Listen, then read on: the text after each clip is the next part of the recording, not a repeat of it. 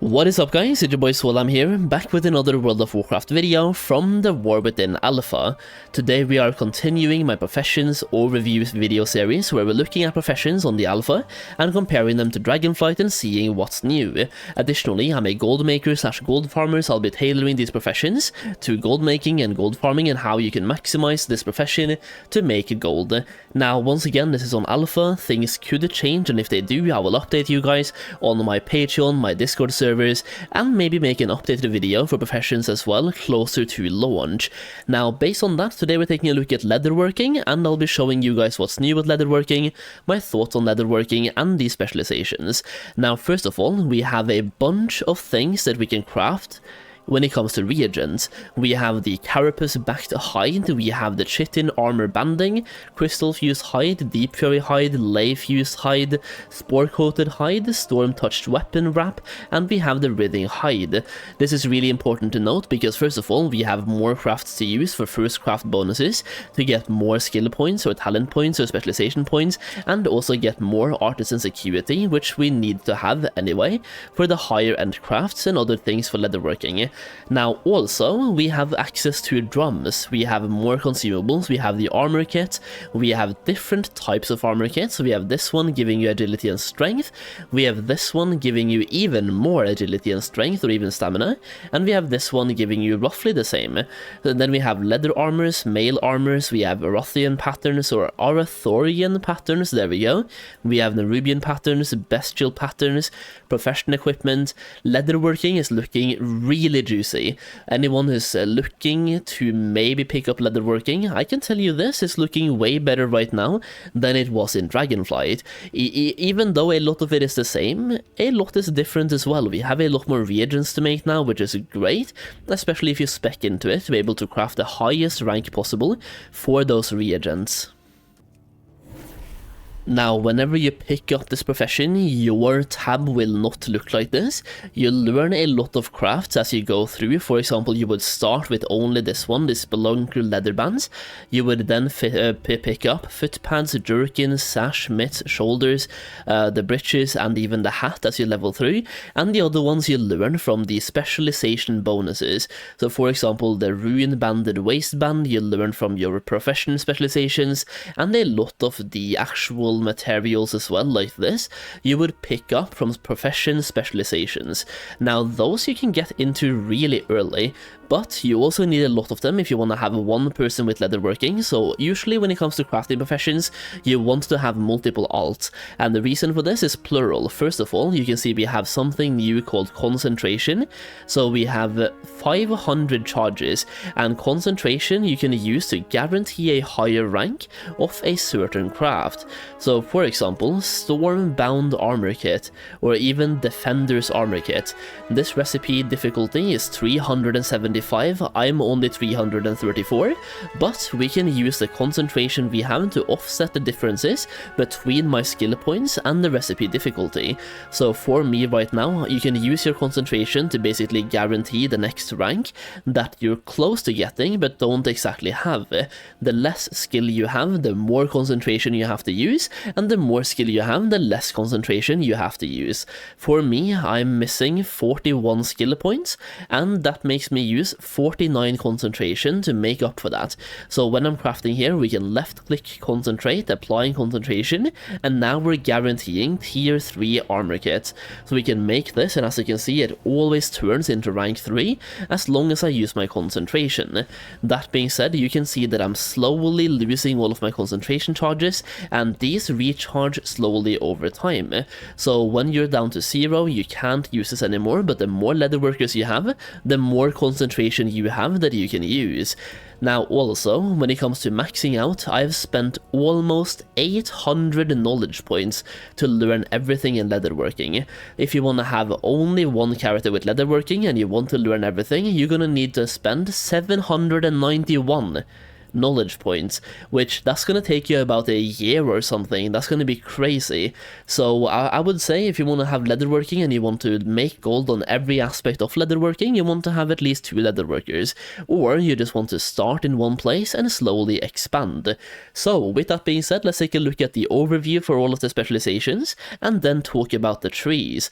For the overview, we have something called the Learned Leatherworker. Master your leatherworking fundamentals to increase your reagent efficiency, ability to concentrate, general stitch work, and the production process. When it comes to luxurious leathers, the overview here is specialize in crafting leather armor, increasing your ability to craft at a higher quality, and in addition learn new patterns and ways to customize the armor that you craft. After that, we have concrete chitin, chitin, I still have no idea how to say that. I think it's called chitin. For this one, you're specializing in crafting mail armor, increasing your ability to craft at a higher quality, and in addition learn new patterns and ways to customize the armor that you craft. Then we have flawless forts. In this one, master the techniques of Cas Algar to craft specialty items beyond that of standard armor. Okay, so those are the introductions. Let's go back to Learned Leatherworker and take a look at what the bonuses are. First we have Learned Leatherworker. This one gives you 1 multicraft per point spent for a total of plus 30. In addition, you will get some bonuses along the way, so plus 5 multicraft, plus 5 multicraft, plus 10 multicraft, and at the end you will get plus 25 inspiration and plus 15 resourcefulness. Now this one gives you plus skill or plus multicraft in general across leatherworking fundamentals. After that you can focus on industrious innovations, hone your skill to craft more consumables and reagents, gaining plus 1 skill per point in the specialization on this one. Okay, so in addition to that, you have a couple of bonuses as well. Now, I do think maybe the skill should be on this one, and the multicraft should be here, based on the bonuses. On the bonuses here, multicraft grants up to 25% additional items when crafting consumes, plus 10 multicraft. Multicraft gives even more additional items while crafting reagents, 10 multicraft, even more while making consumes, 10 multicraft again, and even more while crafting reagents. So if you want to craft reagents and consumables, you need, and I will keep saying this, you need to have this talent tree, because that multicraft will be where the profit margin is. After that, you can also go into commanding concentration. Sharpen your ability to concentrate, gaining plus 1 inspiration per point in this specialization. On here you also get some bonuses, which is inspiration all the way, crafting speed and inspiration all the way, and at the end plus 5 crafting speed. In addition to that, we have something called Waste Not, giving you resourcefulness while you're crafting.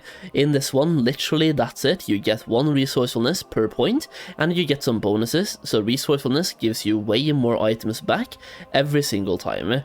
This one is just to make crafting cheaper and refund materials while you're crafting.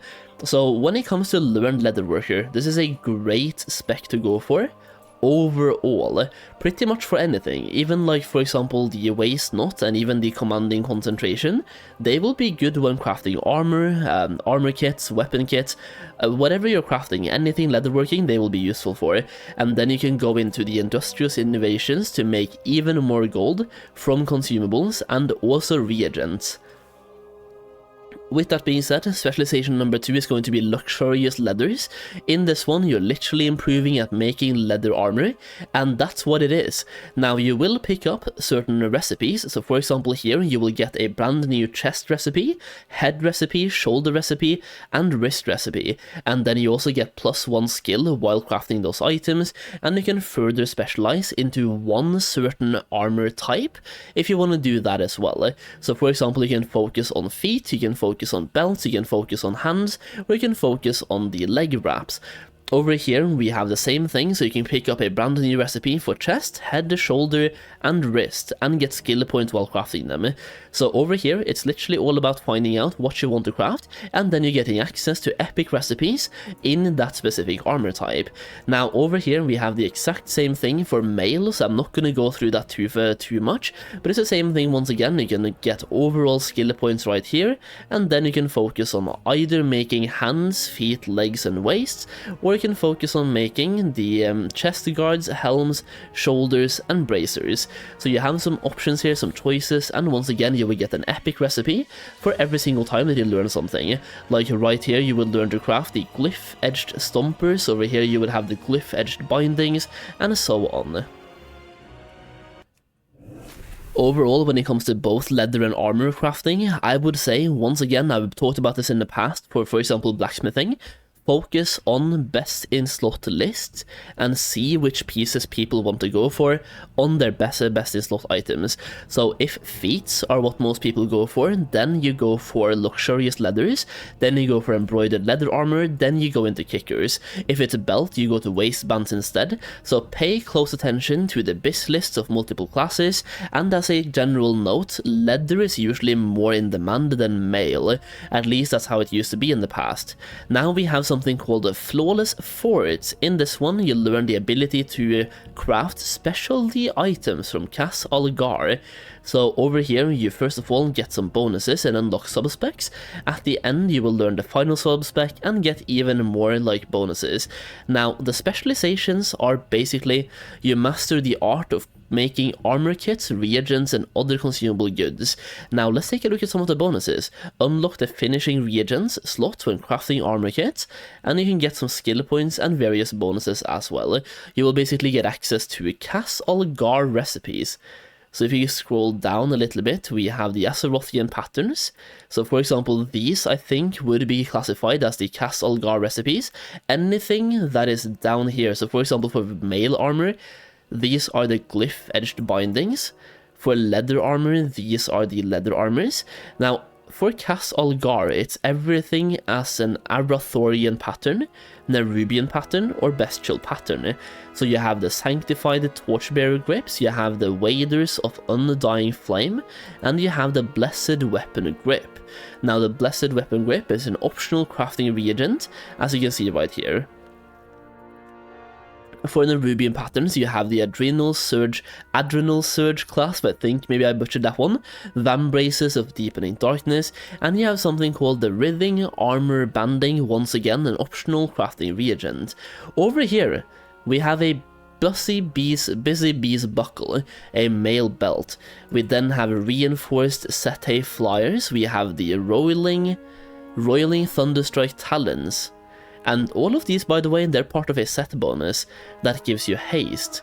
We have Rook Feather wrist grasps, we have the Smoldering Pollen hauberk, and we have the Weathered Stormfront vests.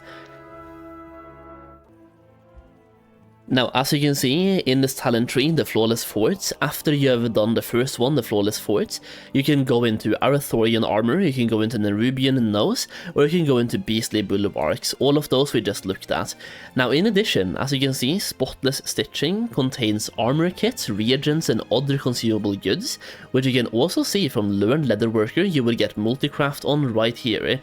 So when it comes to making, for example, armor kits or any reagents or anything like that, consumables, reagents, and armor kits, you would want to have Learned Leatherworker. You would want to max out Learned Leatherworker, so spend 30 skills right here, then spend 30 skills right here. After that, go into Flawless Forts, spend 30 skills in Flawless Forts for the +1 skill points and the additional bonuses you get along the way, and then spend 30 skill points in Spotless Stitching. So if you only want to focus on the reagents and armor kits and consumables, that would mean you require 120 knowledge points, 30 spent in Spotless Stitching, 30 spent in Flawless Forts, 30 spent in Learned Leatherworker, and 30 spent in Industrious and Innovations. In addition to that, when you want to focus on leather, like for example luxurious leathers, you can still make an argument to go here for the skill points or the multicraft. So you have Learned Leatherworker, and you will get skill points and resourcefulness in multicraft and inspiration, for example, while crafting as well. So you can still go for these while going for the other ones, but if you want to go for leather, you would focus on one item first. So for example, tunics or hoods or feet, belts, whatever is on the BIS list, you would focus on those. Now, when it comes to leatherworking, the way I would make gold is through doing what I just mentioned. I would do armor kits, reagents and consumables first, because that's really consistent. A lot of people want to have the best armor kits they can, and they can be sold to literally anyone because of the stats they give. And not only can they be sold once, but they can be sold to people when they get their heroic dungeon gear, their normal raid gear, their heroic raid gear, and mythic raid gear. So one customer could be buying one single enchant several times. Meanwhile, if you focus on crafted epics, people will buy those once. In addition to that, when it comes to crafting armor, for example, if you go down the route of luxurious leather, you will focus on doing crafting orders, because most of your gold will come from being able to craft epics at the highest rank possible. So going over to, for example, let's just take a look at this one.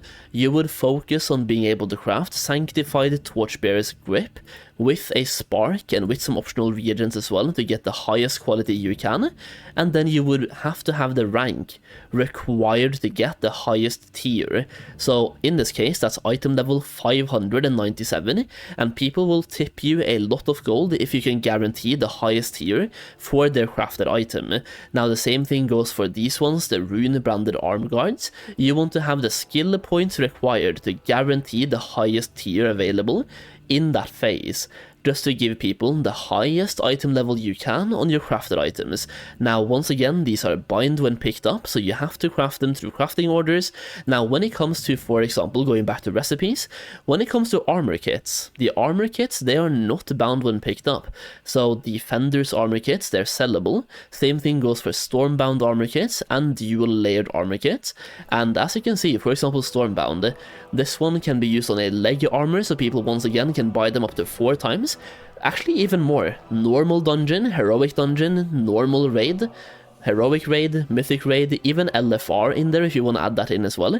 So one person might buy 5 Stormbound armor kits from you, and then people want to have them on their alts as well, and you can even use them all the way from level 71. So these are sellable on the auction house, people need a lot of them. I would say these could be a pretty good way to make gold with leatherworking, but once again, you need to have, or you want to have, the skill required to make them, and for me, I am still some skills away, even after maxing out literally everything that I can. I'm still lacking skill points. That being said, I don't have any profession tools, and I don't have any profession accessories, so getting tools and accessories could help push me the way I need. Otherwise, I could use my concentration points to guarantee tier 3 while crafting the armor kits. So for me, I would focus on armor kits, but you can also make an argument to focus on leather crafting or mail crafting. Either way, that's pretty much what I have for leatherworking, so hopefully this video was helpful to you, and hopefully I'm not speaking way too fast. So if you enjoyed the video, leave a like down below, and let me know if you're using leatherworking for gold making in the comments down below as well, and if you're not, which professions are you planning to go with? For me, I'm definitely gonna have one leatherworker, and once again, I'm gonna focus on the armor kits, because they do look really good and really profitable, especially when you can guarantee rank 3 craft every single time and then sell those to people on the auction house, and you can get a lot of sales really fast as well.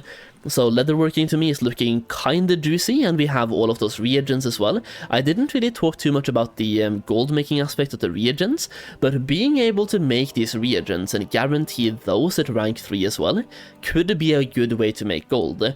So as you can see, once again I have spent every single knowledge point I can, and even then I still can't get rank 3 without using concentration, but once again I'm lacking a profession tool and accessories, so having a tool and accessories I should be able to craft this without using concentration. So all of these, having all of these brand new reagents could definitely be a good way to make gold. And once again, we even had this one to give you multi-craft while crafting reagents, and then flawless forts to give you more skill points while making them as well. Either way, that's a somewhat quick introduction to leatherworking in the War Within based on the alpha so far. I am going to make in-depth Patreon posts about gold making for every profession and various ways to make gold in the War Within, so if you want to have access to more gold making, do become a member on Patreon. We're building an amazing community for the War Within and making a bunch of gold over there as well. Plus, we made millions of gold in Dragonflight that I shared on both Patreon and people that had my Dragonflight gold making guide, so check out my War Within gold making guide as well, and you get access to a private gold making community where I'm sharing the hottest tips and tricks. Like for example, we had a few tips and tricks in Dragonflight that made people over 50 million gold really fast, and we're doing the best we can to find those methods again in the War Within.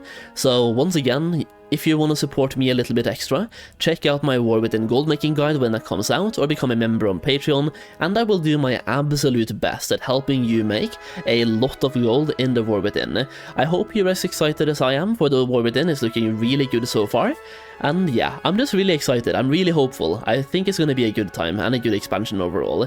Either way, thank you for watching the video, I hope it was helpful, and if you're not able to play the alpha, at least I'm going to be able to show you the professions and stuff that I'm learning by playing the alpha myself. Once again, if you enjoyed the video, leave a like down below, leave a comment, subscribe to the channel for more World of Warcraft content overall, covering every single version of WoW. Either way, thank you for watching, I really do appreciate it, and I'll see you again in the next video very soon.